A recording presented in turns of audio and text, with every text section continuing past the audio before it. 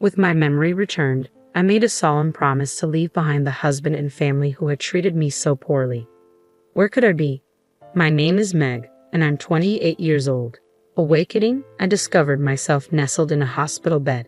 Perplexed by my surroundings, the sound of approaching footsteps caught my attention. Suddenly, a man burst into the room, his face contorted with anger.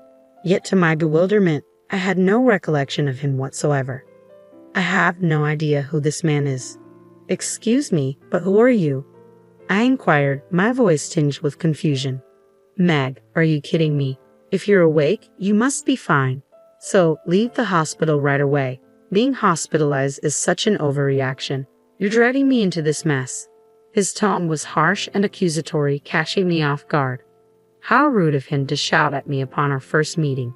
As his voice echoed through the room, a nurse and a security guard rushed in, swiftly removing him from the scene. I remained frozen in shock, grappling with the abruptness of the encounter. Soon after, my mother, Mary, entered the room, her eyes brimming with tears of relief. Meg, you're awake. I'm so glad. We were so worried about you. But her words felt disjointed, disconnected from my reality as I struggled to piece together the fragments of my memory. My brother Jake, usually so stoic, had tears streaming down his face. Even my father Ken, known for his reserve, couldn't hide his emotion as he stood beside Jake. According to their account, I was discovered collapsed in front of our house. I had suffered a concussion and a deep cut on my head requiring stitches, injuries of which I had no memory. Apparently, a neighbor had witnessed my fall and called for medical help due to the significant bleeding. That's what Mom told me. Mom, who was that confrontational man earlier? I asked, puzzled. Confrontational man? Now it was my family's turn to be confused. After a conversation with the nurse and security guard who had escorted the man out, it became apparent that the aggressive individual was supposed to be my husband. Wait, I'm married. I have absolutely no memory of that, I exclaimed, stunned by the revelation. Meg, are you serious? My brother's concerned gaze bored into mine. Why did you collapse in front of that house? And that guy earlier, he was yelling at you to leave the hospital right away. Do you have amnesia? My mother muttered, her worry evident as she quickly reached for the nurse call button. After explaining the situation to the nurse, I underwent a battery of medical tests. With too many procedures to complete in a single day, and results not immediately available, I found myself inundated with visitors as I waited. My coworkers arrived bearing my favorite snacks, flowers, fruit, and other thoughtful gifts to aid in my recovery. Some even brought personalized tokens of affection. Friends streamed in one after another, their concern palpable as they came to check on me. Amidst the influx of well-wishers, amidst the love and support pouring in, there emerged a discordant note. Shockingly, it came from my own husband, Kevin, and his parents. How long do you plan to stay in the hospital? Do you have any idea how much this is costing us? Who do you think is footing the bill? You need to get out of here as soon as possible. You're being lazy. Get back to work immediately. Your absence is causing us significant problems. These incredulous remarks were uttered by none other than Kevin and his parents amid the sea of concerned faces. When my father witnessed their callousness, he was taken aback, seeing a side of them he'd never known. My daughter is gravely injured. She's here because she needs medical care. You heartless people have no right to speak to her in such a manner, he retorted, his voice carrying a firmness I hadn't heard before from his typically gentle demeanor. Please leave at once, my brother and mother echoed my father's sentiment. Your presence is not welcome here anymore. That day, pressured by my family's firm stance, I hastily departed. Yet despite my swift exit, my husband and in-laws persisted, bombarding the hospital staff with complaints and demands for my discharge. Eventually, I was relocated to a private room, where their access was promptly restricted. Remarkably, the hospital granted me the privilege of staying in the private room at the cost of a shared one, a stroke of luck amidst the chaos. As test results trickled in, revealing a significant loss of memory, the surreal nature of my situation dawned upon me. How could such a thing happen in the realm of reality? Initially suspected to be a result of traumatic injury, the absence of brain bleeding despite my head striking the concrete road raised doubts about the diagnosis. The diagnosis unveiled a psychological condition triggered by the impact to my head, plunging me into a bewildering state. I grappled with the incomprehensible reality unfolding before me, unable to even recall the visage of my purported husband, let alone fathom our marital bond. It appeared I had been wedded and cohabiting with my in-laws. Kevin, my supposed spouse at 35 years old, toiled at my in-laws' establishment while I served as a secretary elsewhere, a semblance of normalcy amidst the turmoil. However, normalcy quickly unraveled as I learned of the suffocating grip under which my actions were ensnared by Kevin and his family. They seized control of my earnings, converting my labor into their gains, casting a shadow over what should have been wedded bliss. My salary vanished almost as swiftly as it appeared, leaving me bereft of financial autonomy. Amidst the fiscal suffocation, I found myself shackled to the endless demands of household chores, a burden unjustly heaped upon me as Kevin shirked his responsibilities, citing archaic gender norms as justification. His actions painted a stark portrait of marital oppression, a narrative where blame and verbal barbs were hurled at me relentlessly, branding me as useless and slow-witted for every perceived misstep. Under the suffocating weight of marital expectations, I endured incessant haranguing from my in-laws who incessantly badgered me about household chores, work, and the inability to conceive. Even the simple act of enjoying a proper meal became a distant luxury within the confines of that house. Amidst this oppressive atmosphere, it became evident that my exhaustion was mounting. While Kevin chauffeured me to and from work, his motives were far from altruistic. Rather, it was a calculated effort to ensure my compliance, to prevent any deviation that might incur unnecessary expenses. It was my coworker and confidant, Betty, who pieced together the fragments of my married life, recounting conversations where I had confided in her about the trials endured with Kevin and my in-laws. As Betty recounted the details, memories slowly began to resurface, revealing the events leading up to the day of my injury. On that particular day, as was becoming customary, Kevin's voice pierced through the confined space of the car as we made our way home from an errand. "You took forever at the store, and now we're going to be late for our appointment. What's your excuse this time, you slowpoke?" "It wasn't just my shopping. I was searching for an item your mom requested. If you had bothered to assist me, we would have finished much sooner," I retorted, my frustration simmering beneath the surface. "Stop with the excuses. It's the same thing every time. Every outing with you ends in frustration. I shouldn't have even bothered to come along," my husband's tirade continued relentlessly, echoing through the confines of the car. For nearly an hour, he didn't let up, his anger mounting with each passing moment. Upon arriving home, his ire still ablaze, he spat out hurtful words, urging me to hurry out of the car with a final insult before forcefully pushing me from the driver's seat, causing me to tumble onto the unforgiving concrete below. Even as I lay there, wounded and vulnerable, he didn't cease his verbal assault.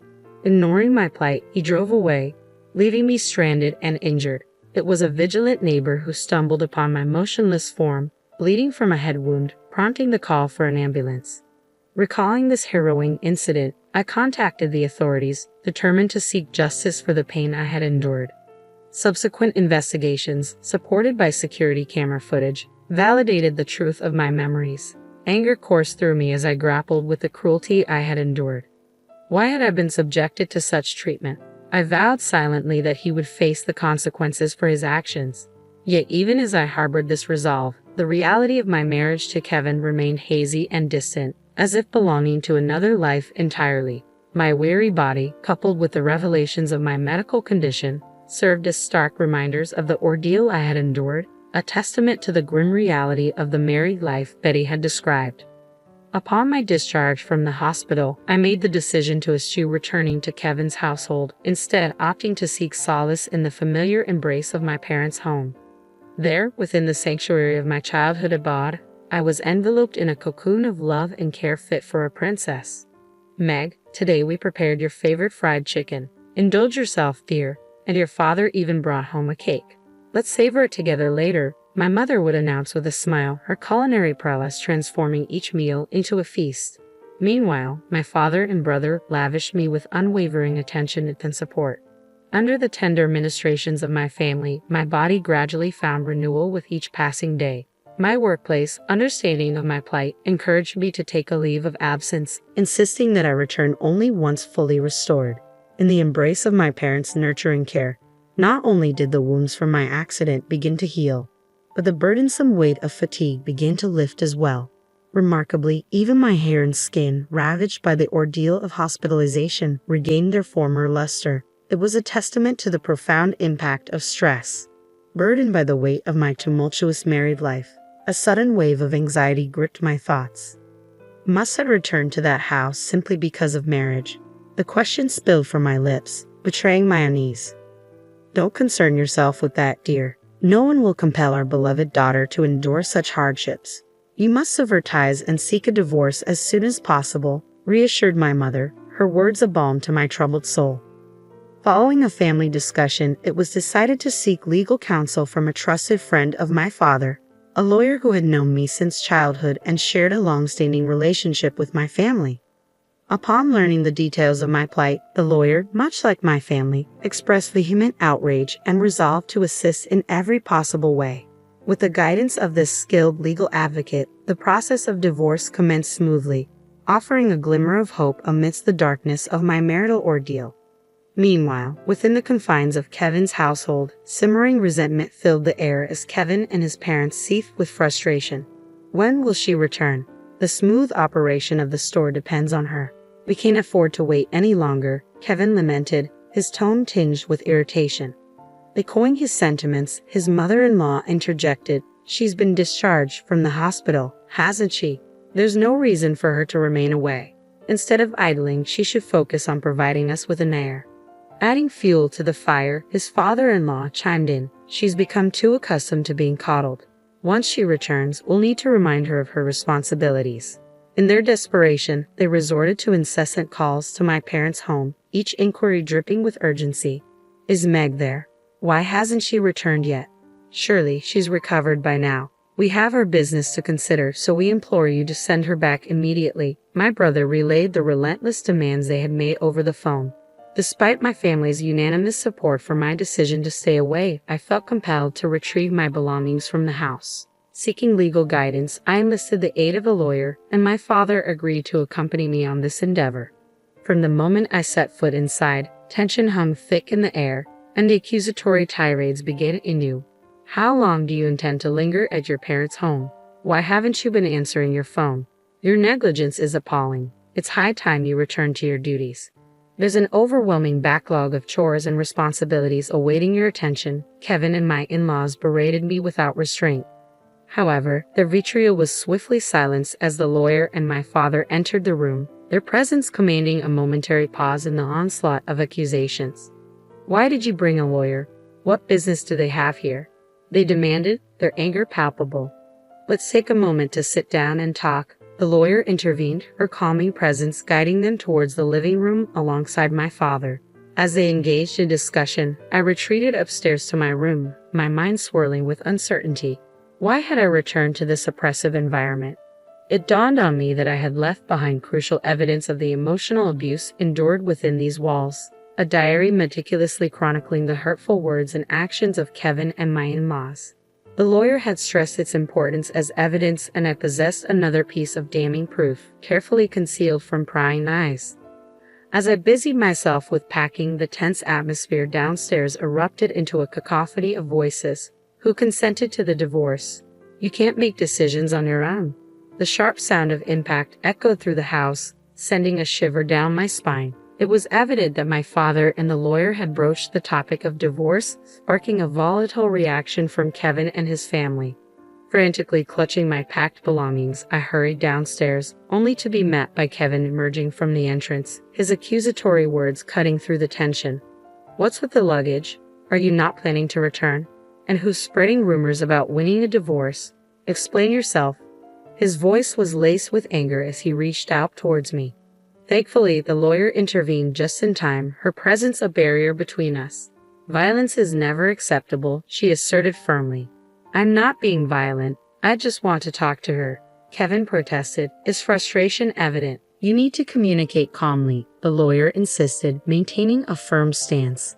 However, as Kevin attempted to approach me once more, the doorbell chimed with an urgent tone. "Yes, who is it?"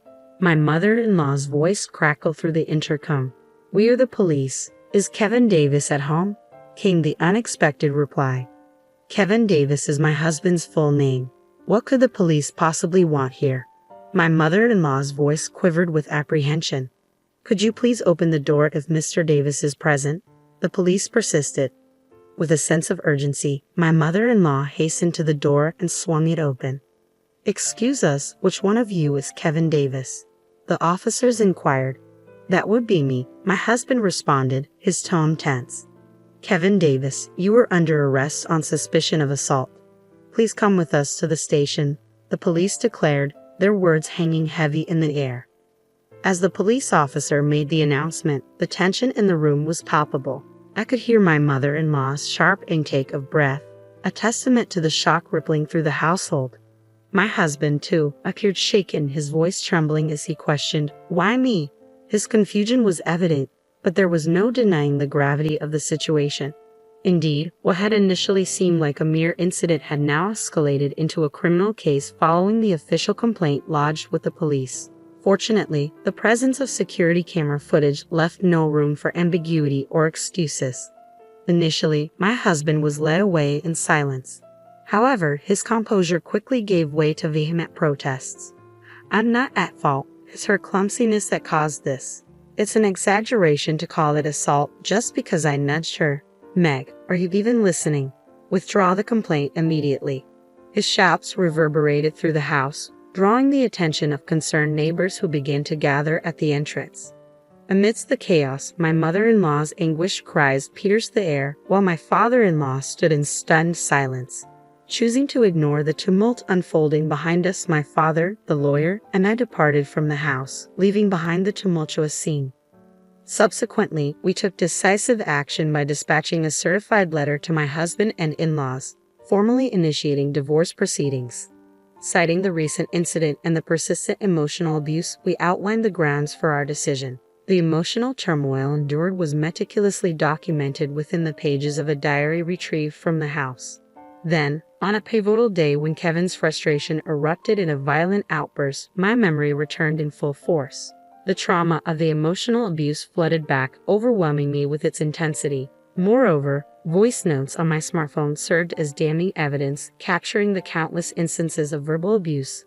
Over the course of a year, nearly 100 recordings detailed the relentless onslaught of insults and belittlement. The recordings revealed not only the venomous words of my husband but also those of my in-laws.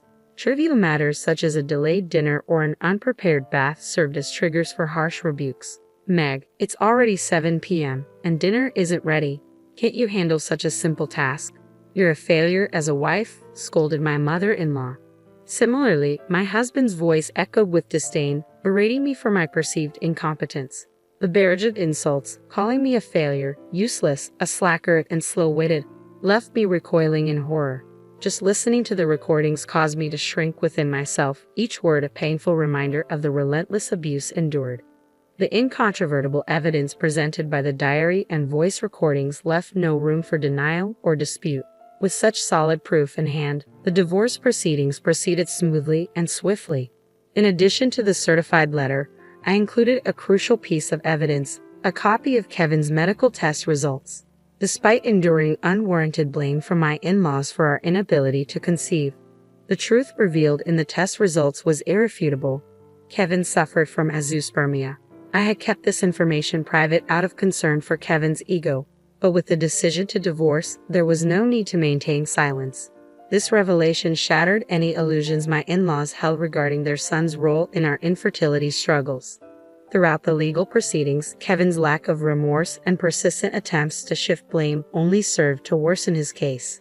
His behavior in court left a poor impression on the judge, resulting in a prison sentence without the possibility of probation. Furthermore, I pursued legal action against him for emotional abuse and psychological domestic violence in civil court, seeking both justice and compensation for the suffering endured. As for my feelings towards my husband, any semblance of affection had long since dissipated with the return of my memory. The impending separation brought a sense of relief, knowing that I would no longer have to endure his presence. With Kevin behind bars, I could finally find solace and closure. As for my in-laws, their initial reluctance to accept responsibility quickly dissolved when confronted with the evidence of emotional abuse. Fearing repercussions for their business, They agreed to a substantial settlement, eager to avoid further tarnishing their reputation. Despite their initial protests, they ultimately acquiesced, recognizing the gravity of the situation and the need to sever ties completely. The fears harbored by my in-laws manifested into a harsh reality. With their son, who was an integral part of their business, arrested, the whispers of gossip began to circulate. Rumors painted a grim picture of domestic violence, tarnishing the reputation of their store.